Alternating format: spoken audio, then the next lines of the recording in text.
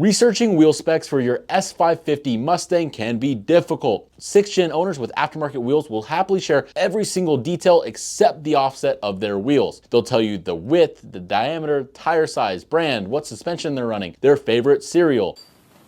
Where's all, sir?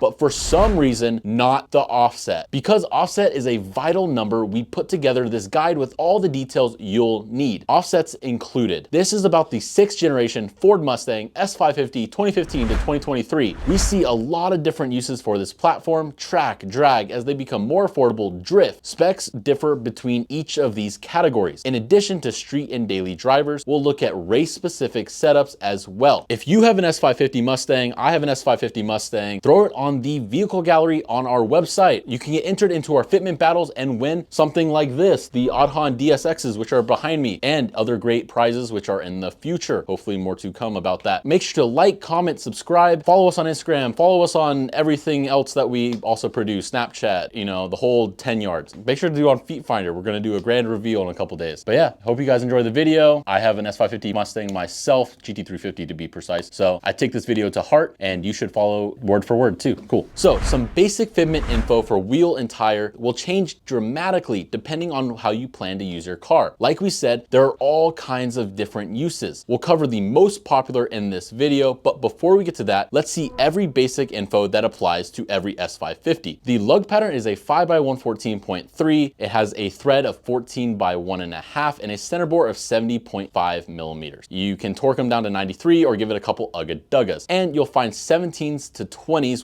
usually be the popular choice for these cars, depending on the trim and factory options. Generally, we recommend ditching the 17s, with drag cars being an exception. 18 to 20 inch wheels all work great on the S550. 20s are good for street cars where style is preferred. A lightweight 18 setup is ideal for track, and 19 is the happy medium in between, like my car. So not to say that 18 inch wheels with a meaty tire can't look good. A popular style in the USDM stance scene is to run air suspension with a drag pack, and not a personal favorite, but hey, you can do it. This is where we'd normally tell you about the popular width and offset. Because these vary so much depending on the application, we'll wait and give recommendations per use case. Now, staggered versus square wheels. Both staggered and square setups are possible, but not surprisingly, staggered setups are the most popular on this chassis and virtually every Mustang ever created. Running a wider rear wheel and tire makes a lot of sense for these cars. A typical staggered setup will have about a rear wheel of an inch wider than the fronts, and the tires to match, of course. The S550 is an excellent platform for road and circuit racing, especially with Ford emphasizing track use with its models like the GT350, greatest Mustang ever created. Circuit racing is where square setups really shine. They reduce understeer attributed to their staggered counterpart. Another benefit is the ability to rotate tires, squeezing every last penny out of those radials. A true square wheel and tire require exact specs between the front and rear. A lot of Mustang owners will have the exact tire, but with different offsets or with wheels, or vice versa with the same wheels and wider rear tires. These aren't true square setups, but are often labeled so anyway. When you hear staggered, take it with a grain of salt. The GT350 and GT500 Brembo brakes need to be considered on models that came with Brembos. The 6-piston Brembos found on the GT350 make it impossible to run anything smaller than 19 inches. Wait and see, and we're gonna try to figure that out. GT500 has larger Brembos requiring at least 20s in the front and 18s in the rear. The fenders come pre-rolled on the 6G Mustang. The 6G Mustang can take some pretty wide wheels because of that. If you want to push the envelope, Ford did do you a solid by effectively pre-rolling all the fenders.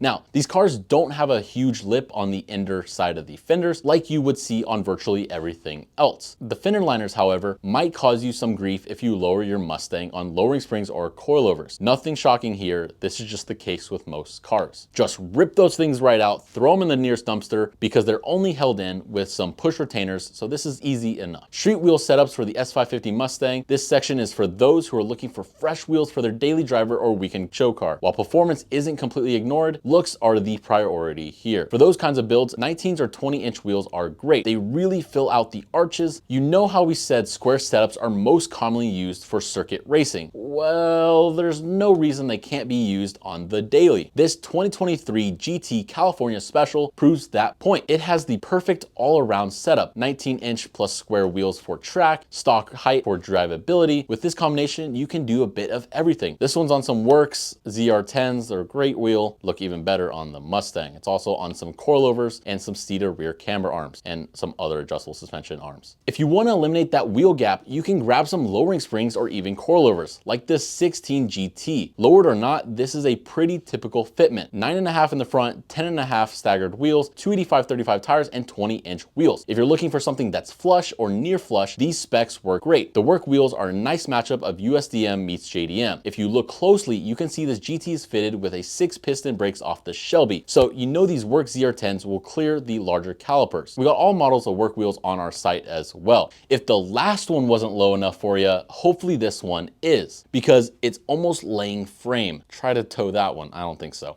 This is possible with an airbag kit from Airlift Performance. The major difference between this car and the last one is the tires. This Mustang has thin and narrow tires, modestly stretched on the wheels, much more narrow than most S550 owners would run. The smaller tires give extra room for the 20s to tuck into that fender when it's aired out. Obviously, aesthetics are the goal with this type of build. Track circuit wheel setups for the S550 Mustang for these builds, the objective is to keep the wheels squared while going as wide as possible, even if there's a bit of poke. For non-Shelby models, the 18-inch wheels are preferred. For GT350, 19-inch is the smallest you can go and still clear the brakes. This is the preferred diameter to minimize sprung weight. This Coyote powered GT is running a square set of Apex wheels, 18x10 all around with meaty Nitto 305/35 18-inch tires. These NTO ones are DOT compliant, which means they are meant for the track. They're 100 treadwear, meaning they're soft and won't last long, but will grip like crazy. Hey, yo! These are an awesome tire to drive on the track, but not at home, as these are a track exclusive and needs to be hauled around on a trailer. The front has a bit of poke because of its 1-inch spacers, making the effective offset a +15. They are likely required for the front tires to clear the struts. So, for a full-blown track setup, here's a GT350 with 19x11 wheels and a 315/30 wide tire. It's on Hoosiers, baby. Who's your daddy? Who's your daddy, girl? Using a 1-inch spacer to clear the front suspension, the tires are a track-only set of Hoosier R7s. This is a bit extreme for a hybrid daily track car, but shows just how wide you can go on the GT350. Something similar to the last examples will be better for most. Drag pack for the S550 Mustang when building a drag car is all about grip in the rear. After all, you don't want your Mustang to turn into a stereotypical crowd eater. It's gonna happen anyway, just accept it.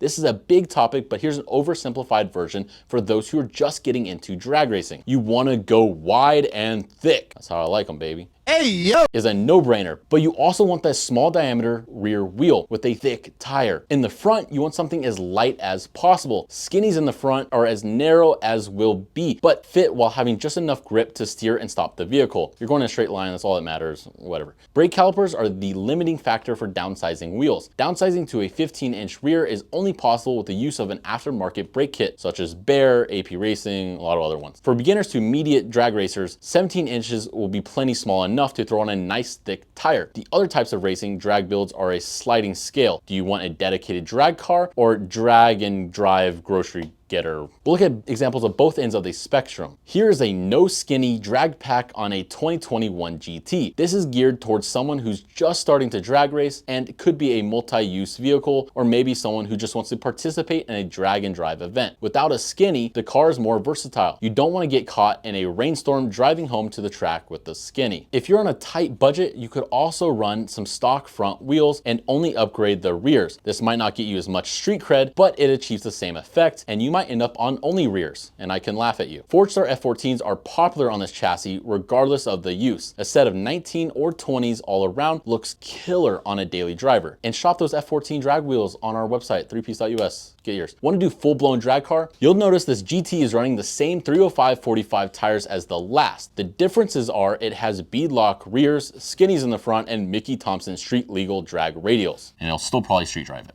It's possible to downsize the rear even more to 15s, but we recommend 17s as they are the smallest unless you really know what you're doing. If you're downsizing the brakes, you'll likely be building a track-only car with full-on slicks. With 305/45 rear tires and stock suspension, this car doesn't rub, even when launching at the strip on a warm tire. Mustangs have the worst offsets in the world. I don't know if you're gonna throw that in, but oh my God, I hate the offsets. So there it is, 6G wheel fitment with all the specs you need, including offsets. If you're building the S550 for a certain type of motorsport, that doesn't mean you have to ruin drivability. We saw examples of tame and extreme builds for all types of racing. Want to cruise around on a drag setup? Consider going without skinnies. And please get rid of the drag slick. You're gonna crash, it's gonna happen.